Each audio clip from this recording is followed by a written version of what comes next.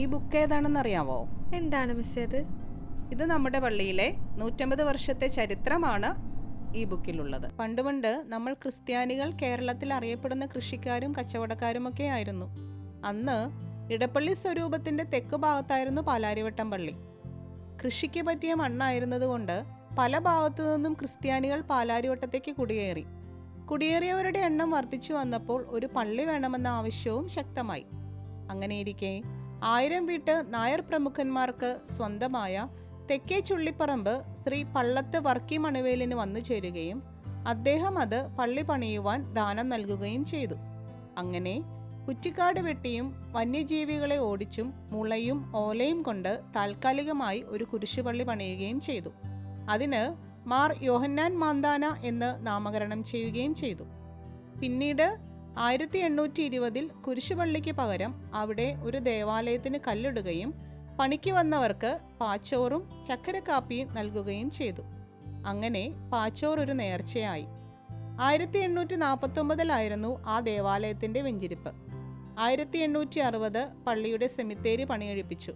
പള്ളിക്ക് മുൻവശത്തുള്ള റോഡിനു കുറുകെ പള്ളി പ്രദക്ഷിണ വഴിയും അറ്റത്ത് ഒരു കൽക്കുരിശും സ്ഥാപിച്ചു. 72 കുടുംബങ്ങളാണ് അന്നുണ്ടായിരുന്നത്. ആദ്യത്തെ കൊമ്പ്രേരിയ യോഹന്നാൻ പുണ്യവാളന്റെ ആയിരുന്നു. 1871 റാഫേൽ മാലാഖയുടെ കൊമ്പ്രേരിയയും 1874 പരിശുദ്ധ അപനോൽബ മാതാവിന്റെ കൊമ്പ്രേരിയയും നടത്തുകയുണ്ടായി. നമ്മുടെ പള്ളിയുടെ യോഹന്നാൻ പുണ്യവാളന്റെ തിരുസ്വരൂപം ഇവിടെ ഉണ്ടായിരുന്ന പള്ളത്ത് ഡിക്കോത്തച്ഛന്റെ സംഭാവനയാണ്. പണ്ട് പാലാതുരുത്തി കുടുംബക്കാർക്ക് വൻതോതിലുള്ള കൊപ്രക്കച്ചവടം ഉണ്ടായിരുന്നു. അതുമായി ബന്ധപ്പെട്ട് മട്ടാഞ്ചേരിയിലെത്തിയ അവർ ഉപേക്ഷിക്കപ്പെട്ട നിലയിൽ ഒരു മാലാഖയുടെ രൂപം കാണുകയുണ്ടായി.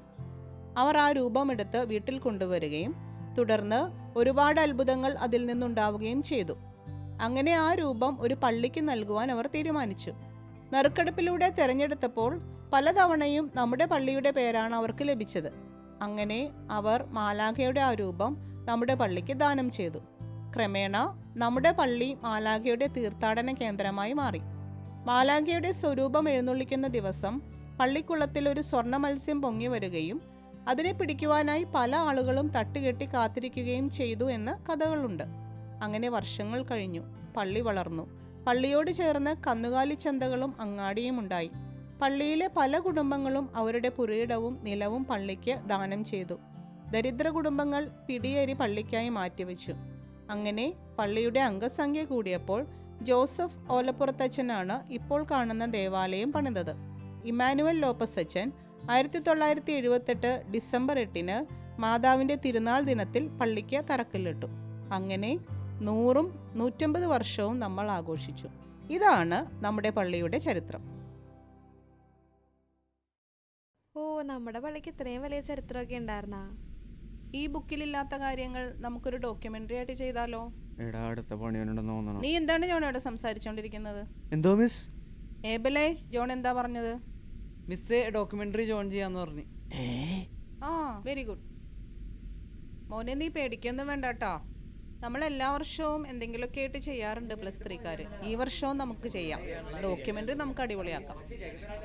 അപ്പൊ ജോണെ, ഡോക്യുമെന്ററി നീ കോർഡിനേറ്റ് ചെയ്തോളൂല്ലേ? അയ്യോ മിസ്, ഞാനാ? ഏബില് അസിസ്റ്റ് ചെയ്യും. പിന്നെ ക്ലാസ്സിലെ മൊത്തം എല്ലാവരും സപ്പോർട്ട് ചെയ്യും നിന്നെ. മിസ് എന്നെ ഏബിൾ ചെയ്തോട്ടെ? അല്ല, നീ തന്നെ ചെയ്താൽ മതി. ഇതുവെല്ലാം നടക്കോടെ?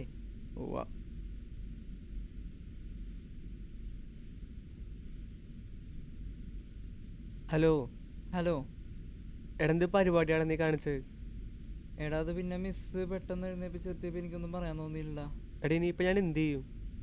എടാ, ഒരു വഴിയുണ്ട്. എടാ, CA ജോർജ് അങ്കിളില്ലേ, ആ ബുക്ക് എഴുതാൻ സഹായിച്ച നമുക്കിന്ന് നാളെ രാവിലെ അവിടം വരെ ഒന്ന് പോയാലാ? ആ, പോയി നോക്കാം. നീ വരൂലേ? ആടാ, ഞാൻ വരാടാ. എന്നാ ശരിടാ. ഓക്കേടാ. ഈ ചരിത്ര ഗ്രന്ഥം സ്മരണിക പുറത്തിറക്കുന്നതിന് എൻ്റെ കൺവീനർ സ്ഥാനത്തിലേക്ക് എന്നെ തിരഞ്ഞെടുത്തു. എൻ്റെ മാനേജിംഗ് എഡിറ്ററായിട്ട് ജോസഫ് മാസ്റ്റർ, പിന്നെ PR John Pallath, KV Joseph, മറ്റുള്ള അംഗങ്ങളും ഉണ്ടായിരുന്നു.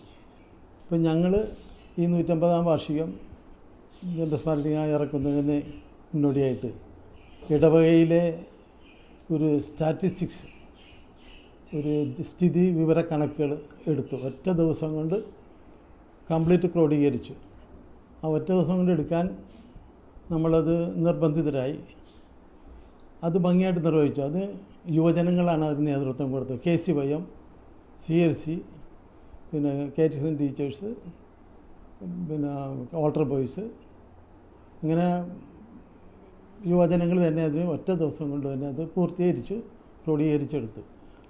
പിന്നെ നമ്മൾ ചരിത്രം എഴുതിയാണ്. N. ജോസഫ് സാർ മാസ്റ്ററാണ് കാര്യമായിട്ട് ഇതിൽ മുഖ്യ പങ്ക് വഹിച്ചിരിക്കുന്നത്. PR ജോൺ, പിന്നെ ഞാൻ ഉൾപ്പെടെ. പിന്നെ ഇതിൻ്റെ ലേഔട്ടും കാര്യങ്ങളും ചെയ്തിരിക്കുന്നത് KV ജോസഫ് സാറാണ്. ഒരു അധ്യാപകനും കൂടിയായിരുന്നു. ഞങ്ങൾ ഒരുമിച്ച് ജോലി ചെയ്തിട്ടുള്ള അദ്ദേഹത്താണ്. നമുക്കറിയാം. ആദ്യം ഒരു ഡമ്മി ഉണ്ടാക്കി. ആ ഡമ്മി അനുസരിച്ച് നമ്മൾ ആ ഡമ്മിക്ക് നമ്പറിട്ട്, അപ്പോൾ ഏതെല്ലാം ഭാഗത്ത് നമുക്ക് പരസ്യം വരണം, ഏതെല്ലാം ഭാഗത്ത് ചരിത്രം പറയണം, ഏതെല്ലാം ഭാഗത്ത് മറ്റുള്ള മാറ്റേഴ്സ് പറയണം എന്നുള്ള രീതിയിൽ അത് നമ്മൾ പ്ലാൻ ചെയ്തു. അങ്ങനെ ആ രൂപത്തിൽ നമ്മൾ ക്രോഡീകരിച്ച് ഒരു ലേഔട്ട് എടുത്ത് ആ ലേഔട്ട് പ്രകാരം പേജ് സെറ്റ് ചെയ്തതിന് ശേഷം പിന്നെ ബ്ലാക്ക് ആൻഡ് വൈറ്റ് ഉണ്ട്, കളർ പേജസ് ഉണ്ട്. അത് പേജ് സങ്കലനം ചെയ്തതും ഈ KV ജോസഫ് മാസ്റ്റർ തന്നെയാണ്. അതൊക്കെ ഭംഗിയായിട്ട് എല്ലാം ചെയ്തു. ഒരു വർഷം കൊണ്ടാണ് നമുക്ക് ഈ ചരിത്രം പൂർത്തീകരിച്ച് പറഞ്ഞിട്ട് കൊടുക്കാൻ സാധിച്ചത്. അപ്പോൾ ഇതിന് സാമ്പത്തികം എന്ത് ചെയ്യും, ഇതെങ്ങനെ നടത്തും എന്നുള്ള ഒരു ആലോചന എന്നോട് ചോദിച്ചു. അപ്പോൾ ഞാനത് ചലഞ്ചായിട്ട് തന്നെ എടുത്തു. നമുക്ക് സാമ്പത്തികമൊന്നുമില്ല, പിന്നെ ഇതെങ്ങനെ നടത്തും. അപ്പോൾ ഞാൻ വിചാരിച്ചുകൊണ്ട് അന്നത്തെ ഡയലോഗ്സായി വെച്ചുകൊണ്ട് പറഞ്ഞ് ഞാൻ ഉദ്ദേശിക്കുന്നത് നമ്മുടെ ഇടവകയിൽ നിന്ന് വിദേശത്ത് ജോലിക്ക് പോയേക്കുന്ന ആളുകൾ, ജോലിക്കാരുണ്ട്, വിദേശത്ത് പോയേക്കുന്നവരുണ്ട്. അവരുടെ അഡ്രസ്സ് ശേഖരിച്ച് യൂണിറ്റ് വഴിയായിട്ട് അവരുടെ പേര് വിവരം എല്ലാം സ്വീകരിച്ച് അതിനെ വികാരിച്ചതിൻ്റെ ഒരു കവറിങ് ലെറ്ററോടുകൂടി അവരെ അയച്ചു. അവിടെ നിന്ന് കുറച്ച് 34,000 രൂപ അക്കാലത്ത് നമുക്ക് കിട്ടി. പിന്നെ ചെയ്യാനുള്ളതെന്ന് വെച്ചാൽ കുറച്ച് പരസ്യം, സോവനീറിൽ കൂടെ കുറേ പരസ്യം നമ്മൾ ക്രോഡീകരിച്ചെടുത്ത് അത് അതിൽ കയറ്റി അങ്ങനെ കുറേ ധന സമാഹരണമൊക്കെ നടത്തി. അങ്ങനെയാണ് നമ്മൾ ഏകദേശം അതിൻ്റെ മെയിൻ്റെനൻസൊക്കെ നടത്തി പ്രിൻ്റ് ചെയ്ത് കൊടുക്കാൻ സാധിച്ചു. ഇതിന് പിന്നെ ക്രിയേഷനൊക്കെ നടത്തിയിരിക്കുന്നത് പിന്നെ ഇവിടെ May 10 ഒരു ജോളി എന്നാണ് ഒരു ഓർമ്മ. പിന്നെ ഒരു മടത്തിപ്പറമ്പിൽ അദ്ദേഹം അവരാണ് ഇവിടെ DTP വർക്കൊക്കെ ചെയ്തത്. DTP വർക്കെല്ലാം ചെയ്തത് അവരാണ്. അപ്പോൾ അതിൻ്റെ അവരും ആ കാര്യത്തിലൊക്കെ വളരെ ഭംഗിയായിട്ട് ഒരു സഹകരണമൊക്കെ നമുക്കുണ്ടായിരുന്നു. പിന്നെ നമ്മൾ സാമ്പത്തികം അത് വളരെ ഭയങ്കര ഒരു ബുദ്ധിമുട്ട് തന്നെയായിരുന്നു. എങ്കിലും നമ്മളത് എല്ലാം ഭംഗിയായിട്ട് കൈകാര്യം ചെയ്ത് ഇതിൻ്റെ കവർ ഡിസൈൻ ചെയ്തിരുന്ന ആർട്ടിസ്റ്റ് കിത്തോയാണ്. അന്ന് അദ്ദേഹം സ്വർഗ്ഗലോകം പോയി, അദ്ദേഹം മരിച്ചുപോയി. അദ്ദേഹം ഭയങ്കര ആത്മാർത്ഥമായിട്ട്, ഞാൻ അദ്ദേഹമായിട്ട് വളരെ ഒരു സുഹൃത്ത് ബന്ധം ഉണ്ടായിരുന്നു. അതുകൊണ്ട് അദ്ദേഹം അതിൻ്റെ കവർ ഡിസൈനും കാര്യങ്ങളൊക്കെ ചെയ്തു തന്നു. ഇത് പ്രിൻ്റ് ചെയ്തത് മദ്രാസിലൊരു സ്ഥാപനത്തിൽ കൊടുത്താണ്. അക്കാലത്ത് മികച്ച രീതിയിലുള്ള നല്ല രീതിയിലുള്ള കവർ സെറ്റിങ്ങൊക്കെ ചെയ്യാൻ സാധിച്ചു. അത് തന്നെ ഭംഗിയായിട്ടൊക്കെ കൈകാര്യം ചെയ്തു. ഒരു 10 പൈസ പോലും നമ്മൾ ആരിൽ നിന്ന് വാങ്ങാതെ നമ്മുടെ ഇടവകയിലെ കുടുംബങ്ങളിലെ എല്ലാവർക്കും ഫ്രീ ആയിട്ട് തന്നെ ഈ സ്മരണിക എത്തിക്കാൻ സാധിച്ചു. അങ്ങനെ ഒരു ചരിത്രം നമ്മുടെ ഇടവകയിൽ നമ്മൾ ഇറക്കി. അപ്പോൾ ഇനി ഇതിന് ഇവിടം തുടങ്ങി മേലോട്ട് ഒരു സ്റ്റെപ്പാണ്, ഇത് ബേസ്മെൻറ്റാണ്. ഇനി ഭാവി തലമുറയ്ക്ക് ഇതിൽ നിന്ന് കയറിപ്പോകാനും ഒരു ചരിത്രം കുറിച്ചെടുക്കാനും ഇടവരുത്തിട്ട് സാധിക്കും എന്ന് പ്രാർത്ഥിക്കുന്നു. ഇത്രയൊക്കെ മതിയാടാ? ഇത്രയൊന്നും മതിയെന്ന് എനിക്ക് തോന്നണില്ല. ഇന്നലെ മിസ്സ് വിളിച്ചിട്ടുണ്ടായിരുന്നു. മിസ്സ് പറഞ്ഞത് ലൂയിസ് അങ്കിളിനോട് ഇതിനെപ്പറ്റി സംസാരിച്ചിട്ടെന്നാണ്. അപ്പോൾ ഇവിടുത്തെ എടുത്ത് കഴിയുമ്പോൾ അങ്ങോട്ട് ചെല്ലാന്നാണ് പറഞ്ഞത്. എന്നാവാ പോവാ.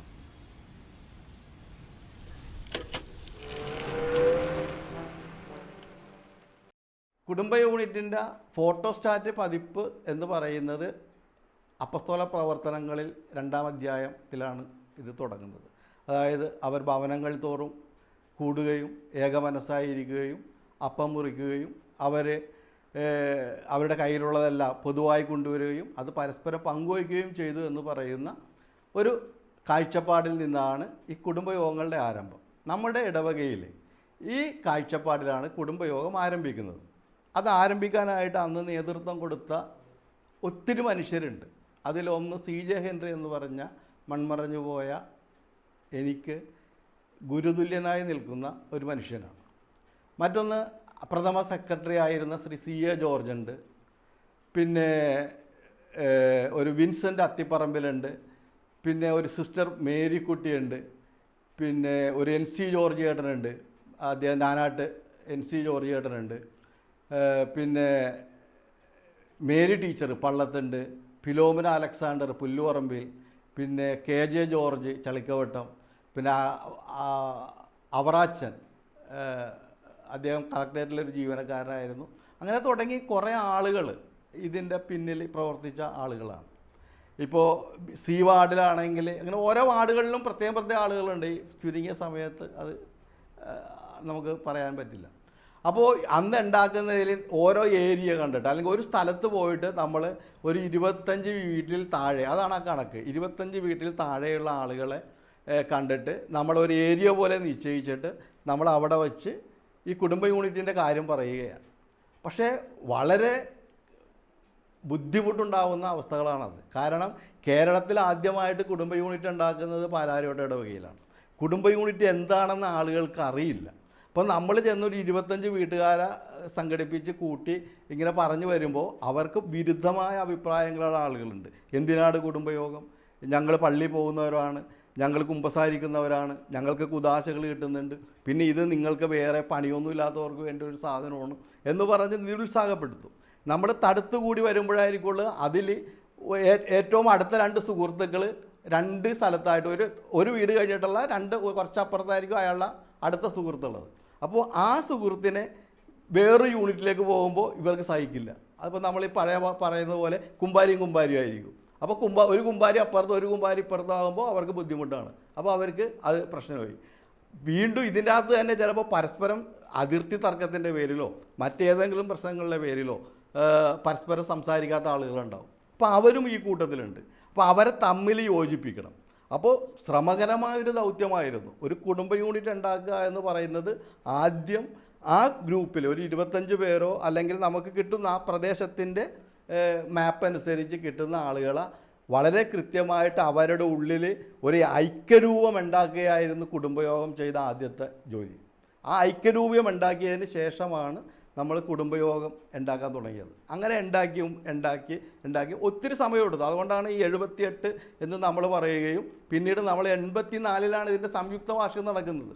അപ്പോൾ ഇത്രയും സമയമെടുത്തത് ഇത് പ്രോസസ്സിന് വേണ്ടി എടുത്തതാണ്. പക്ഷേ ഈ സമയത്ത് 84-ന് മുമ്പ് തന്നെ ബ്ലോക്കുകൾ വരെ നമ്മൾ ക്രമീകരിക്കപ്പെട്ടിരുന്നു.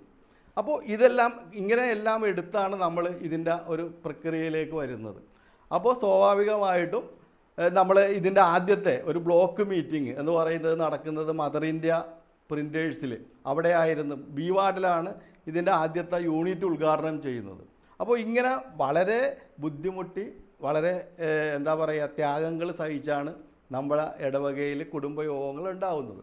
അപ്പോൾ ഇത് ആദ്യത്തെ ഒരു അറ്റംപ്റ്റ് എന്ന് പറയുന്നത് ആളുകൾ തമ്മിൽ ഉള്ള ഒരു ഐക്യരൂപം ഉണ്ടാക്കിയായിരുന്നു. ആ ഐക്യരൂപം ഉണ്ടാക്കിയതിന് ശേഷമാണ് 75 യൂണിറ്റുകളും ഉണ്ടാക്കുകയും ആ യൂണിറ്റുകൾ പിന്നീട് നമ്മൾ ബ്ലോക്കുകളായി തിരിക്കുകയായിരുന്നു. അതും ശ്രമകരമായ പണിയായിരുന്നു.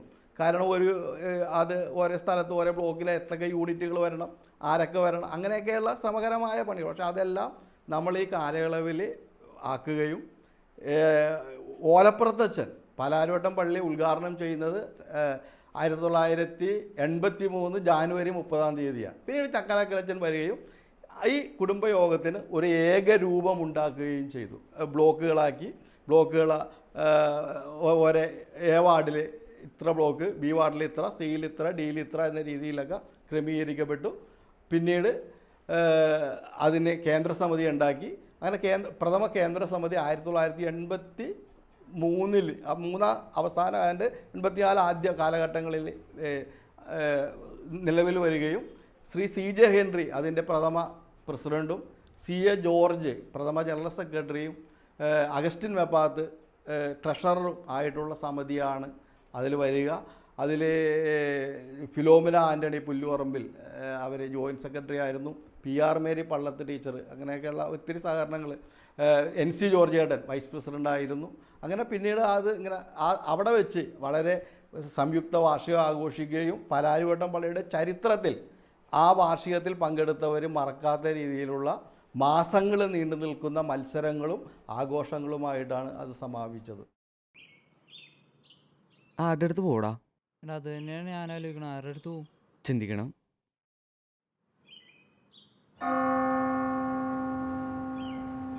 എടാ ഫ്രാങ്ക്ലി ചേട്ടൻ, ഫ്രാങ്ക്ലി ചേട്ടൻ. അത് ശരിയാണല്ലോ, വാ. വാ വാ വാ വാ. തീർത്ഥം അത് നക്ഷത്ര തീർത്ഥം എന്നാണ് അന്നത്തെ അച്ഛൻ, ഓലപ്പുറത്തച്ഛൻ, പള്ളി പണിത ഓലപ്പുറത്തച്ഛനാണ്. ഓലപ്പുറത്തച്ഛൻ 1982 പള്ളി പണി തീരെ 82 പള്ളി പണി തീർന്നപ്പോൾ ഈ സ്നാപയോഗ്യനാൻ കർത്താവിനെ ജ്ഞാനസ്നാനപ്പെടുത്തുന്ന ഒരു സ്റ്റാച്ചു വെക്കാനുള്ള പ്ലാൻ അന്ന് ഞാൻ മീറ്റിങ്ങിൽ പറഞ്ഞു. അത് എല്ലാവരും അന്നങ്ങനെ പാസ്സാക്കുകയും അത് വയ്ക്കാൻ വേണ്ടിയിട്ട് ആദ്യം മേലെ നമ്മുടെ പള്ളിയുടെ മേലെ വെക്കാനായിട്ട് ആദ്യം പ്ലാൻ ഇട്ട്, അതിന് ശേഷമാണ് അന്നത്തെ വികാരിയച്ഛനായ ഈ പള്ളി പണിത ജോസഫ് ഓലപ്പുറത്തച്ഛൻ്റെ ഐഡിയയിൽ വന്നതാണ് നമ്മുടെ പുരാതനമായ പഴയ പള്ളിയുടെ അൽത്താര ഇരുന്ന സ്ഥലത്ത് അതിൻ്റെ ഓർമ്മക്കായിട്ട് നക്ഷത്ര തീർത്ഥം എന്ന് പറഞ്ഞ് ആ നക്ഷത്രത്തിൻ്റെ ആകൃതിയിൽ ഈ കുളം ഉണ്ടാക്കുകയും അതിൻ്റെ നടുക്ക് കർത്താവിനെ ജ്ഞാനസ്നാനപ്പെടുത്തുന്ന വലിയൊരു സ്റ്റാച്ചു സ്ഥാപിച്ച് അതിലൂടെ കയ്യിൽ വെള്ളം വന്ന് ജ്ഞാനസ്നാനപ്പെടുത്തുന്ന ഒരു പ്രതീകമായ ഒരു സംഭവം അവിടെ നടത്തി അങ്ങനെ സ്ഥാപിച്ചതാണ് ആ കാലഘട്ടത്തിൽ. മാത്യു ചക്കാലക്കലച്ചൻ 83 വന്നു. 83 മുതൽ 89 വരെ മാത്യു ചക്കാലക്കലുണ്ടായിരുന്നു. അച്ഛൻ 89 സ്ഥലമാറ്റം കിട്ടാറായ സമയത്താണ് അച്ഛനിങ്ങനെ പല ആശയങ്ങളും ഇവിടെ ഉണ്ടാകുന്ന എല്ലാ പ്രസ്ഥാനങ്ങളും കെട്ടിടങ്ങളും എല്ലാം തന്നെ മാത്യു ചക്കാലക്കച്ചൻ്റെ പ്രയത്നത്തിൻ്റെ ഫലമാണ്. ഈ പള്ളി ഇന്നത്തെ പോലെ ഇത്രയും പണമൊന്നും വന്നില്ല അന്ന്. 13,42,425 രൂപയാണ് നമ്മുടെ പള്ളി പണിക്ക് വേണ്ടിയിട്ട് ആകെ ആയത്. അതുകൊണ്ടാണ് പള്ളി പണി പൂർത്തിയാക്കിയത്. അതിനുശേഷം ജനുവരിയിൽ പള്ളി ഉദ്ഘാടനം നടന്നു. ബഹുമാനപ്പെട്ട മാത്യു ചക്കാലക്കച്ചൻ്റെ കാലയളവിൽ ഏകദേശം 83-89 കാലയളവിലാണ് അച്ഛനിവിടെ പള്ളി ഭരിച്ചിരുന്നത്. ആ കാലയളവിലാണ് ഈ കപ്പേള പണിതതും നമ്മുടെ ഇവിടെ ഉണ്ടായ വികസനം മുഴുവനും അദ്ദേഹത്തിൻ്റെ സംഭാവനയാണ്. ആ കാലയളവിലുണ്ടായിരുന്ന ഒരു കപ്പേളയുണ്ട് നമ്മുടെ പാരിഷ് ഹോളിൻ്റെ തൊട്ട് അകത്ത്. അവിടെ ഒരു കപ്പേള ഉണ്ടായിരുന്നു. ആ കപ്പേള പഴയ രീതിയിലുള്ള ഒറ്റ തട്ട് കപ്പേള. അതിൻ്റെ മേലയിൽ സെയിൻറ്റ് ജോണിൻ്റെ രൂപം ഉണ്ടായിരുന്നു. അപ്പോൾ ആ കപ്പേളക്കകത്ത് 3 രൂപങ്ങളുണ്ടായിരുന്നു. അന്തോണീസുവിൻ്റെ ഉണ്ടായിരുന്നു, തോമസ് ലീഗയുടെ ഉണ്ടായിരുന്നു, സെൻറ്റ് ഫ്രാൻസിസ് സേവ്യറിൻ്റെ ഉണ്ടായിരുന്നു. ഇത്രയും രൂപങ്ങൾ കപ്പേള പൊളിച്ച് പുതിയത് പണിതപ്പോൾ ഇവിടെ ശേഖരിച്ച് വെച്ച് ആ രൂപങ്ങളും ഇവിടെ ഉണ്ടായിരുന്ന രൂപങ്ങളെല്ലാം കൂടി കളക്ട് ചെയ്ത് മാത്യു ചക്കാലക്കലച്ചൻ്റെ ഐഡിയയിൽ ചെയ്തതാണ് ഇപ്പോൾ നമ്മുടെ ഇവിടെയുള്ള 7 സ്റ്റാച്യൂസ്. അതുകൂടാതെ പള്ളിയുടെ അകത്ത് പണ്ടെങ്ങോ കർത്താവിൻ്റെ കുരിശുരൂപം സെമിത്തേരി സ്ഥാപിക്കാനായി കുളപ്പുറമ്പില മത്തായി വല്യപ്പൻ കൊടുത്തതാണെന്നാണ് ഇവിടെ പറഞ്ഞു കേട്ടേക്കണം. അത് അവിടെ സ്ഥാപിക്കാതെ ഇവിടെ കളക്ട് ചെയ്തു ഇവിടെ സൂക്ഷിച്ചു വെച്ചേക്കായിരുന്നു അപ്പച്ചൻ്റെ കാലത്ത്. എന്നിട്ട് അത് പെട്ടിയിലിരിക്കണത് ഞാനൊരു ദിവസം അച്ഛനെ കാണിച്ചു കൊടുത്ത്. ആ രൂപം എടുത്ത് കൈയെല്ലാം വിട്ട് ഇങ്ങനെ അങ്ങനെയാണ് സ്റ്റാച്യൂസ്. ആ സ്റ്റാച്ചു എടുത്ത് സെറ്റ് ചെയ്ത് താഴ്ത്തു വെച്ച് നോക്കി. അപ്പോൾ കൊള്ളാം, ഇത് നമുക്ക് ഇവിടെ സെറ്റ് ചെയ്യാമെന്ന് പറഞ്ഞ് അങ്ങനെയാണ് വലിയൊരു കർത്താവിൻ്റെ കുരിശുരൂപം അവിടെ സ്ഥാപിച്ച് അതിന് വലിയൊരു കപ്പേള പണിത്. അപ്പോൾ അവിടെ നിന്നുള്ള 4 രൂപങ്ങൾ ആദ്യം സെൻറ്റ് ജോണിൻ്റെ ഇവിടെ ഒരു ഇതുണ്ടാക്കി പണിത് ഒരു കുട വരുത്തി.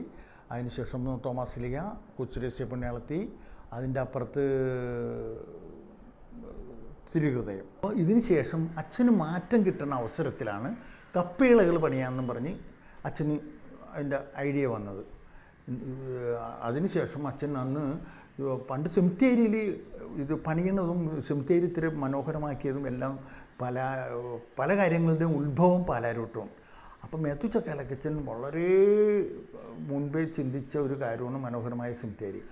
ആ സെമിത്തേരി മനോഹരത വരുത്തി അങ്ങനെ പണിതപ്പോൾ ആ പണിത് കിട്ടിയ സമയത്ത് പൊളിക്കുന്ന ഇഷ്ടിക വരെയും കൊണ്ടുവന്ന് പുള്ളിയുടെ സൂക്ഷിക്കുമായിരുന്നു. അതിനുശേഷം കുറച്ച് കല്ലിറക്കിയതിന് ശേഷം പുള്ളി എന്നോട് ചോദിച്ചു രൂപങ്ങൾ എത്ര ഇവിടെ ഉണ്ട്. അങ്ങനെ ആദ്യം പ്ലാൻ ചെയ്തതാണ്. ആ രൂപങ്ങളെല്ലാം എണ്ണം എടുത്ത് ഇവിടെ ഫ്രണ്ടിലൊരു നമ്മുടെ ഒരു കപ്പേള ഉണ്ടായിരുന്നു. ആ കപ്പേളയിൽ ഉണ്ടായിരുന്ന 3 രൂപം അന്തോണീസുണ്യാളിൻ്റെ, യോഹന്നാൻ പുണ്യാളിൻ്റെ, യോഹന്നാൻ പുണ്യാളിൻ്റെത് കപ്പേളയുടെ മേലെ ഇരുന്ന് വെച്ചാൽ ഫ്രാൻസിസ് സേവിയർ, അങ്ങനെ 2-3 രൂപങ്ങളാണ് അവിടെ നിന്ന് എടുത്ത് ഇവിടെ അടിയിൽ സൂക്ഷിച്ച് അണ്ടർഗ്രൗണ്ടിൽ നമ്മൾ ഇവിടെ ഉണ്ടായിരുന്ന പഴയ രൂപങ്ങളൊക്കെ സൂക്ഷിച്ച് വെച്ചിരുന്നു. പഴയ പള്ളിയിലൊരു രൂപക്കൂടിൻ്റെ ഒരു വലിയൊരു സംഭവം ഉണ്ടായിരുന്നു. പഴയ രൂപങ്ങളൊക്കെ വെച്ചിട്ട് വലിയ ചില്ലിട്ടൊരു കൂടുണ്ടായിരുന്നു.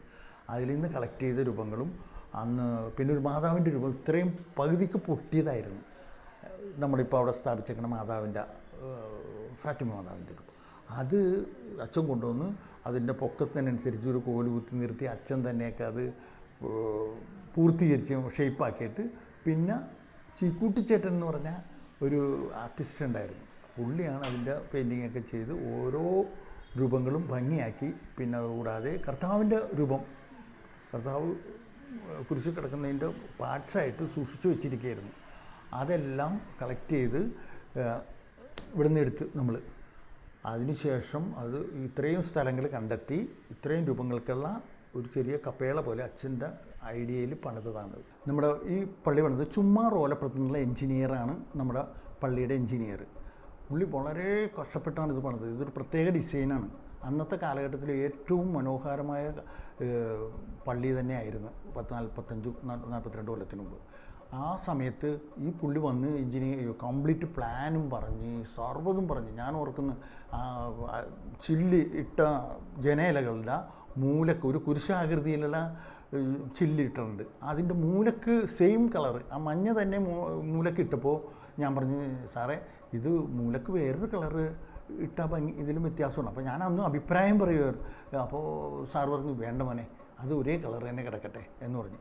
അന്ന് ഇലക്ട്രീഷ്യനും നമ്മുടെ ജോസ്പേട്ടൻ PP ജോസ്പേട്ടനായിരുന്നു ഇലക്ട്രീഷ്യനും എല്ലാ കാര്യങ്ങളൊക്കെ പറഞ്ഞു കൊടുത്തു. വയറിങ്ങിൻ്റെ കാര്യങ്ങൾ എല്ലാം പറഞ്ഞു കൊടുത്ത് ഇദ്ദേഹം അന്ന് ഇതെല്ലാം പറഞ്ഞ് സർവ്വം സെറ്റ് ചെയ്ത് തമാശക്ക് പറഞ്ഞു ഇതേപോലത്തെ ഒരു പള്ളി ഇനി പണിയാൻ പറ്റില്ല എനിക്ക് എന്ന് പറഞ്ഞ് തമാശക്ക് പറഞ്ഞു പോയി. പക്ഷേ ഒരാഴ്ച കഴിഞ്ഞപ്പോൾ ഈ മനുഷ്യൻ ഹാർട്ട് അറ്റാക്കായിട്ട് മരിച്ചു. ആ പള്ളി ഉദ്ഘാടനത്തിന് ഈ എൻജിനീയർ ഇല്ല, ചുമ്മാറോലപ്പുറത്തില്ല. അദ്ദേഹത്തിൻ്റെ ഓർമ്മക്കായിട്ടാണ് ഈ അനവെള്ളം പിടിക്കുന്ന മാലാഖനെ അവിടെ സ്ഥാപിച്ച് ഇപ്പോൾ ഉള്ളത് അവിടെ. പിന്നെ നമ്മുടെ അകത്ത് സ്നാപയോനാൻ്റെ മുകളിലിരിക്കുന്ന രൂപം ശരിക്കും അതല്ല, മറ്റേതാണ് നമ്മളുടെ സ്നാപയോനാൻ്റെ രൂപം. ഇത് വിജയ മൂവീസ് എന്നുള്ള സിനിമ പാർട്ടി അവരുടെ എംബ്ലമായിട്ട് ഉപയോഗിക്കാനായിട്ട് ഇവിടെ വന്ന് സ്നാപയോനാൻ്റെ സ്റ്റാച്ചു തരുമോ എന്ന് ചോദിച്ചു. അപ്പോൾ ഒന്നാമത് നമുക്ക് നമ്മുടെ പള്ളിയിൽ സ്ഥാപിച്ചിരിക്കുന്ന ഒരു സ്റ്റാച്ചു ഒരു ഫിലിം ഫീൽഡിൽ കൊടുക്കാൻ ബുദ്ധിമുട്ട്. രണ്ടാമത് അപ്പം അച്ഛൻ അത് ബുദ്ധിമുട്ടായിട്ട് പറഞ്ഞു. അപ്പം ഞാൻ അവരോട് ഒരു അഭിപ്രായം പറഞ്ഞു ശരിക്കും ഇവിടെ ഇരിക്കുന്ന സ്റ്റാച്ചു വളരെ പട്ട് ഒരു ഗോൾഡൻ ഇതൊക്കെ ഉള്ളതാണ്. അത് സ്നാപയോനാൻ ബൈബിളിൽ പറയുന്ന സ്നാപയോനാൻ്റെ ഒരു രൂപമല്ല.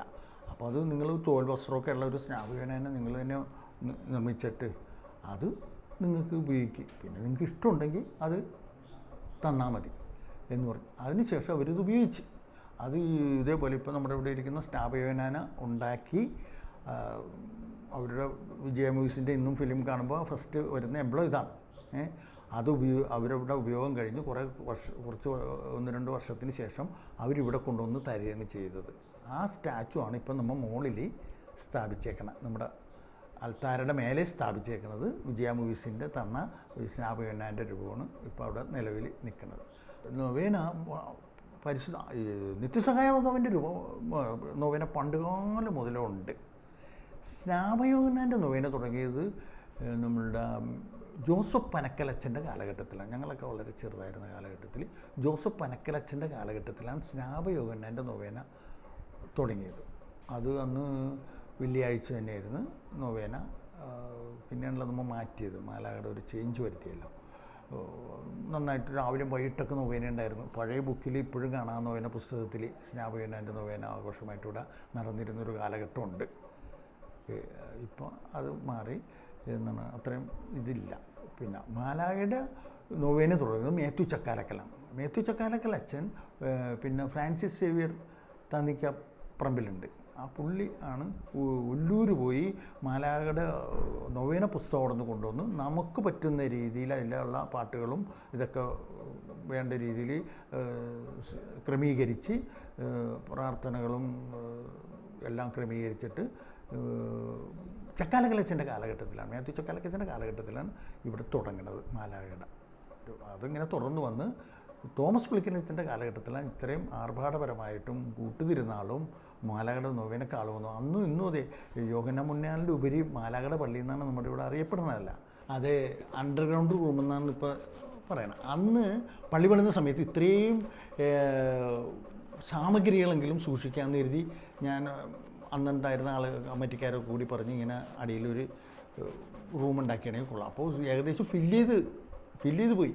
എന്നിട്ട് ഞങ്ങൾ കുറച്ച് പേര് കൂടി ഈ കൈക്കോട്ടിന് മമ്മട്ടിക്കെന്ന് ഒക്കെ കുഴിച്ച് ഉണ്ടാക്കിയ ആ സ്ഥാപനമാണത്.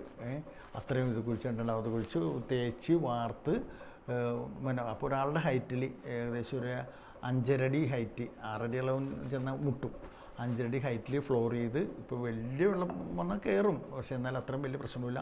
കണ്ടമാനം സാമഗ്രികൾ നമുക്കിപ്പോൾ അടിയിൽ അത് സ്റ്റോർ ചെയ്യാൻ പറ്റും. ഇത്രയും വലിയ പള്ളി ആയതുകൊണ്ട് പല പല കാര്യങ്ങൾ നമ്മൾ നിത്യേന ഉപയോഗിക്കാത്ത ഡെക്കറേഷൻ ഐറ്റംസും ഇത് പിന്നെ കർത്താവിൻ്റെ പാസ്ക് രൂപത്തിൻ്റെ പെട്ടി പോലും അവിടെയാണ് നമ്മൾ വെച്ചിരിക്കുന്നത്, അടക്കം ചെയ്യണത് അവിടെയാണ്. കുടിമരം ഇന്ന് എല്ലാ പള്ളികളിലും സ്വർണവും വെള്ളിയും വളരെ സ്റ്റൈലിലുള്ള ആധുനിക കുടിമരങ്ങൾ വന്ന്. പക്ഷെ നമ്മുടെ ഇവിടെ പലപ്പോഴും അതിനുള്ള സ്പോൺസറിങ് ഒക്കെ ആയിട്ട് ആളുകളൊക്കെ പലപ്പോഴും വന്നിട്ടും നമ്മൾ ചെയ്യാതിരുന്നത്. ഇത് പുരാതനമായ പ്രകൃതിദത്തമായ ഒരു മരമാണ്.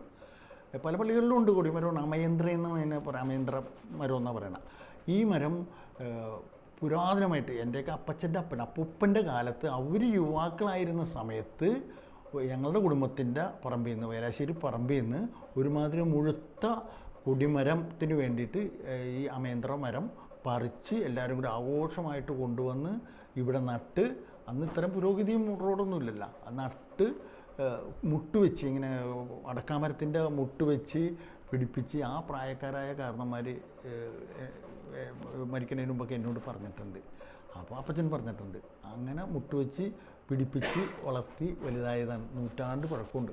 കോച്ചാപ്പള്ളി മൈക്കിൾ എന്ന് പറഞ്ഞ വല്യപ്പനാണ് ഈ കുരിശ് വാർക്കയും ഇതൊക്കെ ചെയ്തത്. മറ്റ് വാർക്കക്കാരൻ പോയി. അതിന് ഈ കോച്ചാപ്പള്ളി മൈക്കിളേട്ടൻ ഈ കുരിശ് 20 അടി ഹൈറ്റ് ഉണ്ട്. നമ്മുടെ 22 അടി ഹൈറ്റുള്ളതുണ്ട്. അത്രയും വലിയ കുരിശാണ് അവിടെ കയറിയേക്കണം. അങ്ങനെ കുരിശ് വാർക്കയൊക്കെ കഴിഞ്ഞ സമയത്ത് ഒരു മീറ്റിങ്ങിൽ ഞാൻ പറഞ്ഞ്, മണിമാളിക ഇല്ലല്ല, മണിമാളിക ഇല്ലാതെ എങ്ങനെയാണ് മണി അടിക്കും? നമ്മുടെ മാത്തയിലാണ് മണി കിടന്നിരുന്നത്. ഈ അവിടെ ഒരു ആരാധന നടക്കുന്ന ഒരു വാഴ നടക്കുകയാണ്. അവിടെ നിന്ന് വന്ന് ഇവിടെ ഒന്നും മണിയടിക്കാൻ പറ്റില്ല. ആരാധനക്ക് വാഴുവിന് പൊക്കുമ്പോൾ നമുക്ക് ഇവിടെ മനസ്സിലാവില്ല. അപ്പോൾ തീർച്ചയായിട്ടും മണിമാളിക ആവശ്യമാണ്. അപ്പോൾ അച്ഛൻ, അന്നത്തെ അച്ഛൻ വലപ്പുറത്തച്ഛൻ പറഞ്ഞ്, ബഡ്ജറ്റില്ല, ഇപ്പോൾ എന്ത് ചെയ്യും, ഒരുമാതിരി പണിയൊക്കെ തീർന്ന് എന്ന് പറഞ്ഞു. അപ്പോൾ ഞാൻ പറഞ്ഞു, ഈ അവസരത്തിൽ ഞാൻ ഈ മണിമാളിക എന്ന് പറഞ്ഞാൽ ഉയരമുള്ളൊരു സാധനമാണ്. ഉയരമുള്ള സാധനം പണിയണമെങ്കിൽ ഏറ്റവും അത്യാവശ്യമുള്ളത് നിലയാണ്. 70 അടി പൊക്കത്തിലെ മണിമാളിക പണിതിട്ട് 70,000 രൂപയുടെ ആകെ ആയുള്ളൂ. അന്നത്തെ ഇതനുസരിച്ച് ഇങ്ങനെ ക്രോസ് ബീമൊക്കെ ഇട്ട് മണിമാളിക പണിത് ഭംഗിയാക്കി ഒരു താമരയാണ് മുകളിൽ എന്തോ പൊതു ചിഹ്നമായിട്ട് അന്ന് എഞ്ചിനീയർ തന്നത്. ആ താമരയാണ് മുകളിൽ കയറ്റിയേക്കുന്നത്. ആ താമര നിലത്തിട്ട് വാർത്തതാണ്.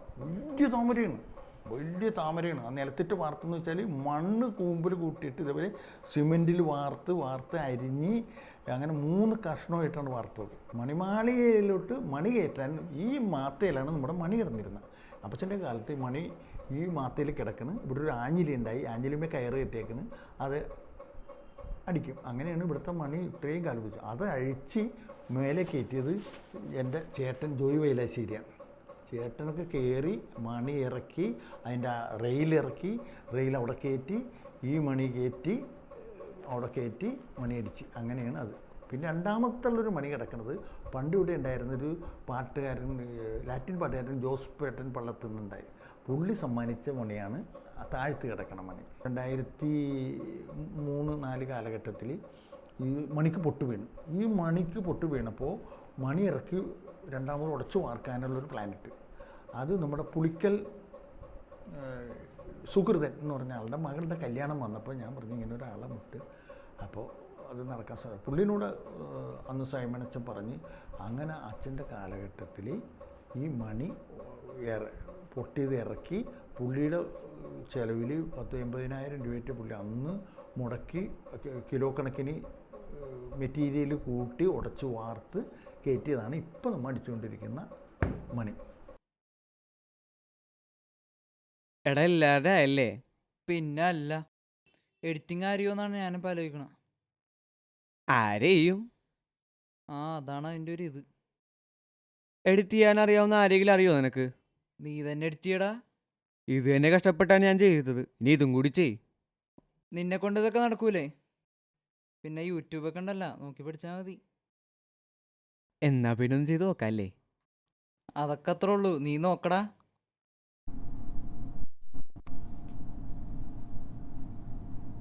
ഇത് കൊള്ളാലോ ജോണേ. Thank you miss. പ്രൊസീഡ് ചെയ്തോട്ടാ. Thank you. ജോണേ, ആ മിസ്. നിന്റെ കാനഡ പോക്ക് എന്തായി? ഓ മിസ്സേ, ഞാൻ പറയാൻ വിട്ടുപോയിട്ടാ. അടുത്ത മാസം ഞാൻ പോവും. മിസ് എനിക്ക് വേണ്ടി പ്രാർത്ഥിക്കണോട്ടാ. ആ പ്രാർത്ഥിക്കാട്ടോ. All the best. Okay miss.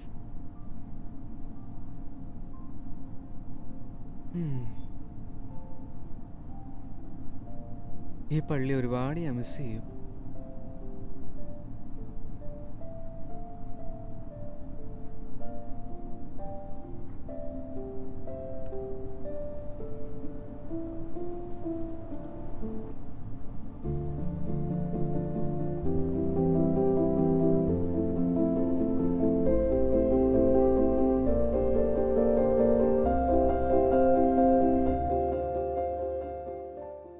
പ്രിയപ്പെട്ടവരെ, നമ്മുടെ ഇടവകയുടെ 175 വർഷത്തെ വലിയ ചരിത്രത്തിൻ്റെ ഈ പുതിയ കാലഘട്ടം, പുതിയ പള്ളി സ്ഥാപിതമായതിന് ശേഷമുള്ള ചരിത്ര സംഭവങ്ങൾ കോർത്തിണക്കിക്കൊണ്ട് നമ്മളുടെ ഇടവകയിലെ കാറ്റഗിസം ഡിപ്പാർട്ട്മെൻറ്റിലെ ഔട്ട് ഗോയിങ് സ്റ്റുഡൻസ് 13ാം ക്ലാസ്സിലെ മക്കൾ അണിയിച്ചൊരുക്കിയ ഡോക്യുമെൻ്ററി തീർച്ചയായും അഭിനന്ദനീയമായ രീതിയിലാണ് അവർ പൂർത്തീകരിച്ചിരിക്കുന്നത്. ഈ മക്കളുടെ പരിശ്രമങ്ങളെ ഞാൻ പ്രത്യേകം അഭിനന്ദിക്കുകയാണ്. ഇവരുടെ കൂട്ടായ്മയിലുള്ള ഈ പരിശ്രമം തീർച്ചയായും ഇടവകയുടെ പുതിയ ചരിത്രം നമ്മുടെ ഇടവകയിലെ മക്കൾക്ക് കൂടുതൽ ചൈതന്യവും ഊർജവും നൽകും എന്നുള്ളത് തീർച്ചയായിട്ടുള്ള കാര്യമാണ്. ഈ കഴിഞ്ഞ 41 വർഷക്കാലത്തെ നമ്മളുടെ പുതിയ പള്ളിയുടെ ചരിത്രം അത് നമ്മളുടെ ഇടവക മക്കൾക്ക് കൂടുതൽ ചൈതന്യത്തോടുകൂടെ കൂട്ടായ്മയിൽ പ്രവർത്തിക്കുവാൻ കാരണമാകും എന്നുള്ളത് എനിക്കുറപ്പാണ്. അതിന് നല്ലൊരു നേതൃത്വം എടുത്ത 13ാം ക്ലാസ്സിലെ കാറ്റഗിസം കുട്ടികളെ സ്നേഹപൂർവ്വം ഞാൻ ഈ അവസരത്തിൽ അഭിനന്ദിക്കുന്നു. പ്രിയപ്പെട്ട മക്കളെ, നിങ്ങൾ തുടക്കക്കാരാണ് ജീവിതത്തിൽ. അതുകൊണ്ട് തന്നെ നിങ്ങളുടെ മുന്നോട്ടുള്ള യാത്രയിൽ പലതരത്തിലുള്ള പ്രതിബന്ധങ്ങളും പ്രശ്നങ്ങളൊക്കെ വരുമ്പോൾ അതിനെ അതിജീവിക്കുവാൻ സ്നാപക യോഹന്നാൻ നമ്മുടെ ഇടവകയുടെ സ്വർഗീയ മധ്യസ്ഥനാണ്. ചങ്കൂറ്റത്തിൻ്റെയും തൻ്റെ ഇടത്തിൻ്റെയും പ്രതീകമാണ്. ഒരു 30 വയസ്സുവരെ ജീവിച്ചുകൊണ്ട് തൻ്റെ ശബ്ദം മരുഭൂമിയുടെ കൊടുങ്കാറ്റ് പോലെ ഒന്നിനും തടഞ്ഞു നിർത്താൻ പറ്റാത്ത രീതിയിൽ തൻ്റെ ശബ്ദത്തെ, തീരുമാനങ്ങളെ മാറ്റിയ ധീരനായിട്ടുള്ള സ്വർഗീയ മധ്യസ്ഥൻ നമുക്ക് കൂട്ടായിരിക്കുമ്പോൾ ഇടവകയിലെ മക്കൾ ജീവിത പ്രശ്നങ്ങളുടെ മുമ്പിൽ തളർന്നു പോകരുത്, പതറിപ്പോകരുത്. തൻ്റെ ഇടത്തോടെ, ചങ്കൂറ്റത്തോടെ, അഭിമാനത്തോടെ, സന്തോഷത്തോടുകൂടി ജീവിക്കുവാനായിട്ടുള്ള കരുത്തും അഭിഷേകവും നിങ്ങൾക്ക് ലഭിക്കട്ടെ എന്ന് പ്രാർത്ഥിച്ചുകൊണ്ടും നിങ്ങളുടെ ഈ നന്മ നിറഞ്ഞ സംരംഭത്തിന് എല്ലാവിധ ആശീർവാദവും പ്രാർത്ഥനകളും നേർന്നുകൊണ്ടും ഇടവക വികാരി എന്ന രീതിയിൽ നിങ്ങൾക്ക് എല്ലാവിധ ഭാവുകങ്ങൾ അർപ്പിച്ചുകൊണ്ട് നിർത്തുന്നു. God bless you.